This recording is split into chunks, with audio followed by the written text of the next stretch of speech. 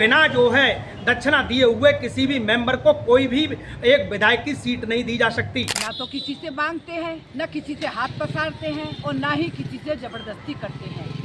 ये तो श्रद्धा के साथ हमारा जजमान जो देता है उसको हम श्रद्धा से लेते हैं। कभी कोई व्यास क्या ज़बरदस्ती कहने गया कि आप मेरी कथा कराइए और मुझे इतना पैसा दीजिए?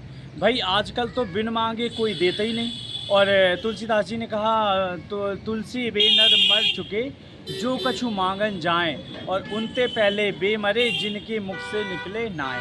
तो सबसे बड़ी बात यह है कि आप बताइए, एक सरपंच की कितनी वेतन होती है, एक प्रधान की कितनी वेतन होती है, एक चेयरमैन की कितनी सैलरी होती। और हम तो ये कहते हैं सांसद विधायक की ये इतनी गाड़ियाँ चल रही, ये कहाँ से क्या आता है, और ये लोग क्यों अपने इसी लाइन में सब आना चाहते हैं। तो सबसे बड़ा विषय है कि बिना पैसे के तो कुछ काम नहीं चलता। हाँ, कुछ ऐसे भी व्यास हैं कि जिनका बहुत ज़्यादा जैसे लोग कराते हैं, कुछ ज़्यादा पैसे लेते हैं, तो भाई उन्हें यजमान करा रहे हैं और वो स्वेच्छा से दे रहे हैं। और सबसे बड़ी बात यह है, और फिर उनके बड़े बड़े काम भी हैं कि भंडारा चल रहा है, गाय की सेवा हो रही है, विद्यालय चल रहे हैं। और मैं एक बात बताऊं कि आप तो ये बोलिए कि भगवान कृष्ण ने गाय चराई, वो गोविंद की कथा कह रहे, तो आप कथावाचकों में भाई सबका सम्मान कीजिए। आप तो गाय काटने वालों के लिए बोल रहे हैं, आप विधर्मियों के लिए क्यों नहीं बोलते कि आपकी जो यदुवंशनाथम जो भगवान कृष्ण ने, गोविंद ने गाय चराई, वो गोविंद की गाय की कथा करते हैं हम लोग, तो गाय की सेवा में देते हैं वो पैसा। आप तो उनके लिए अपोजिट बोलिए अगर बोलना है। कथा व्यासों के लिए बोल रहे, मतलब अपने होकर ही अपनापन नहीं दिखा रहे। बिना जो है दक्षिणा दिए हुए किसी भी मेंबर को कोई भी एक विधायक की सीट नहीं दी जा सकती। और भला मनाइए इन सनातनियों का पैसा लेकर के भी, चाहे कितना भी कुछ भी करते हुए, लेकिन अगर सनातन का व्यक्ति धन भी लेगा तो कम से कम राष्ट्र के कल्याण के लिए लगाएगा। लेकिन आप जैसे कुंठित मानसिकता के लोग जिस तरह से पार्टी को आज कैसे हजारों करोड़ की संपत्ति, आप अगर आपने धन नहीं लिया तो कैसे कैसे हजारों करोड़ की संपत्ति आपकी पार्टी के पास फंड में जमा हो गई है, इसकी जांच होनी चाहिए। मैं उत्तर प्रदेश सरकार और भारत सरकार से निवेदन करना चाहता हूं कि तत्काल प्रभाव से ईडी की छापेमारी कराई जाए इन पार्टियों के ऊपर कि इन्होंने कितने अवैध रूप से कितनी टिकटों को बेच करके और धन को संग्रह किया है। जिस तरह से विद्वानों के ऊपर आज अगर इस राष्ट्र के अंदर संत और विद्वान नहीं होते तो आप जैसे नवाजी लाल की जो पार्टियां, जो सनातन के लोग, जो हिंदू सनातन के लोग जिस तरह से आपको वोट और मतदार का प्रयोग करते हैं, ये ढूंढने से भी पार्टियां आपकी नहीं मिलती। और आप जिन विधर्मियों को बढ़ाने का कुछ चक्कर कर रहे हैं, एक दिन कहीं ऐसा ना हो कि आप बिल्कुल गधे की सींग की तरह लापता हो जाएं। जय हिंद, जय भारत। यादव जी ने कहा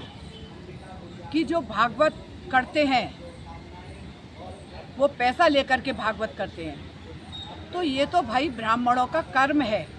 और ब्राह्मणों को जो दक्षिणा में देता है वो लेते हैं, ना तो किसी से मांगते हैं, न किसी से हाथ पसारते हैं और ना ही किसी से जबरदस्ती करते हैं।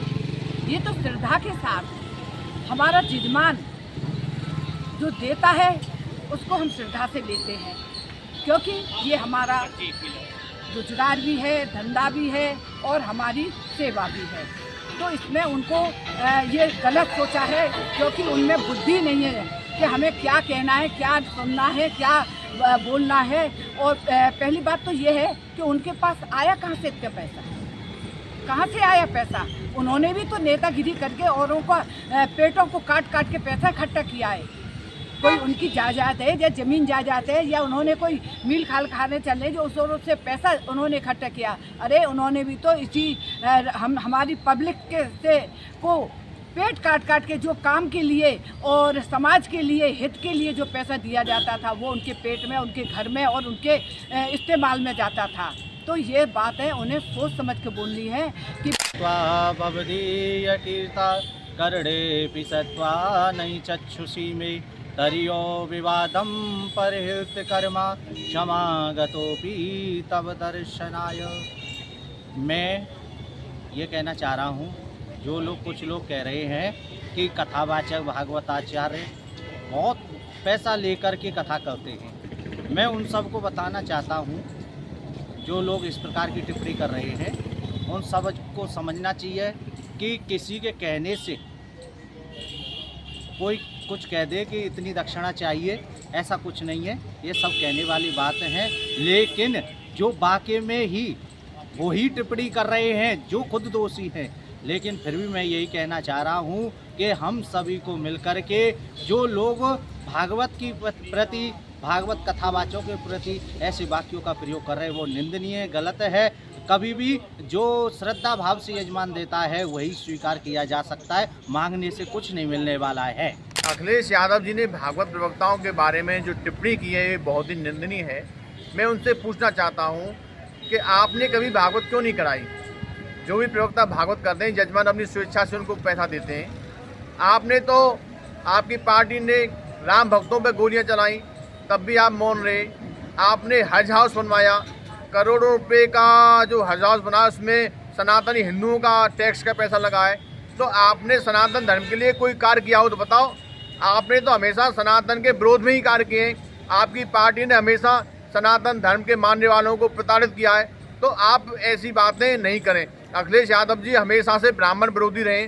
तो आपको हम यही कहना चाहते हैं कि इस तरह की यदि आप बात करेंगे तो हम अपनी वोट बैंक की ताकत से आपको चुनाव के वक्त सबक सिखाएंगे।